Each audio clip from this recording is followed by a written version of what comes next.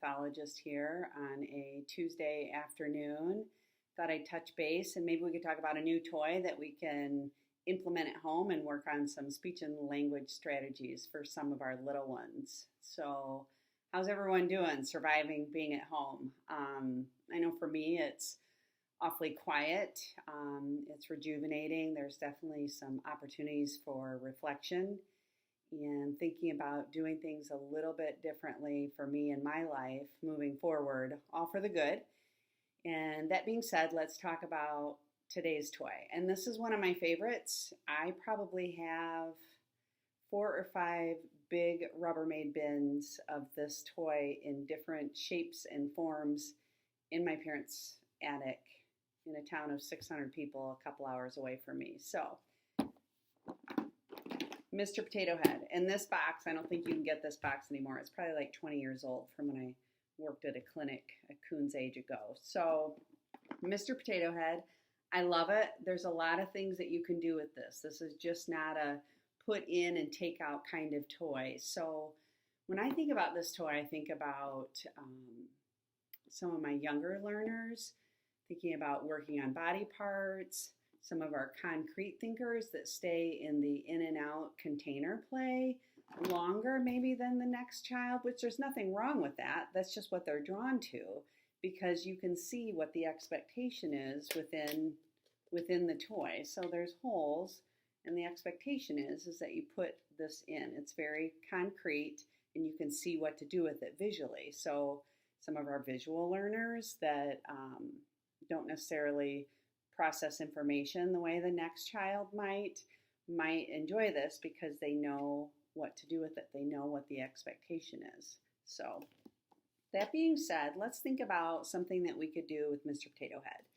And I will tell you, I've been going into families' homes for the last 12 years probably, and something that I like to implement into many of my sessions is movement. And I see a lot of kids that have global motor planning challenges, lower tone. So the movement and the input really helps fire up some of the language skills and gets kids moving. So, and I know for myself, when I get up in the morning, I roll out of bed and literally have to open my eyeballs. I'm a slow mover in the morning and take a little bit of extra time, and maybe you're listening to this and thinking, my kid does too. So something to think about, and that's why we have caffeine. So that being said, something you could do is put these around your house, under the table, on the couch, on the chair, on the table, behind something. And then you could work on location phrases. Maybe go look under the table.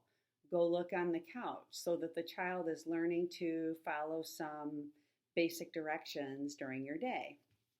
Another thing we could think about when you place all the objects around is go get the shoes. And then the child is, obviously you want them to go get the shoes. Now, if your child's not yet following some of those commands, what I would do in a therapy session is help guide your child. So instead of providing more auditory input, which we all get in the habit of doing, go get your shoes. Where's the shoes? Can you find your shoes? Which for a lot of my kids ends up being wah, wah, wah. We can say, go get your shoes, and then point. We could take the child to that given item and then praise them for getting the correct item. Go get the shoes. So that's something simple to think about at home. Also, since we're working on body parts, we could think about get the teeth or get the mouth, whatever you want to label this as, and see what the child does. Now, if the child just reaches for both, which a lot of my early language learners do because they haven't yet learned that the word mouth associates with this item, I might place the mouth closer to the child and say, get the mouth. That way you're teaching them the expectation and they are successful. And I think that's, when you think about teaching and learning, I think the more proactive we can be and help our learners to be successful, then they feel good about themselves and they're going to want to do what you want them to do, which is helpful. So put the mouth closer to them, and then you gradually move them so they're side by side. Anyway, a couple of tips about Mr. Potato Head. I think my mom was like, Tracy, I had potato head, and her potato head was you actually bought the bag of the body parts, and I think they use potatoes and put the body parts in the potato. So he has evolved, and I have a plethora, kite, salt and pepper shaker. Lots of families used to get me Mr. Potato Head paraphernalia when I was younger. It's fun. Anyway, have a great rest of the day. Hopefully you can have a takeaway from that. Some of those strategies don't have to be with Mr. Potato Head. It could be with puzzles. It could be with letters. It could be with something preferred at home. But just something to think about. Thanks so much, and have a great rest of the day. Bye-bye.